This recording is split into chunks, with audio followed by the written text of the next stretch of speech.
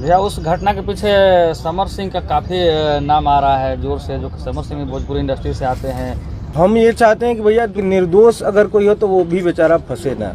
जी, रितेश पांडे जी से आकांक्षा दुबे की हत्या से जुड़ी समर सिंह पर लगे आरोपों के बारे में पूछा गया तो रितेश पांडे जी का कहना है कि जो निर्दोष है वो फंसना नहीं चाहिए, पूरी तरह से जांच हो इस मामले की, और जो दोषी पाया जाता है वो बख्शा भी नहीं जाना चाहिए, सजा मिलनी चाहिए। जी हाँ, आगे रितेश पांडे जी का कहना है कि दुख भले ही बड़ा हो उसे सहन करना चाहिए था, संघर्ष करना चाहिए था, अपने आप को खत्म कर लेना ये दुनिया का सबसे खराब निर्णय है। तो इस घटना के बारे में आप क्या कहना चाहते हैं? देखिए ये बहुत ही दुखद घटना है, ऐसा बिल्कुल नहीं होना चाहिए था। अपने आप को खत्म करने का निर्णय इस दुनिया का सबसे खराब निर्णय है। बाकी हम आप सबको बता दें कि आकांक्षा दुबे की परिवार वालों का आरोप है कि समर सिंह ने ही ये हत्या कराए हैं। यूपी पुलिस समर सिंह की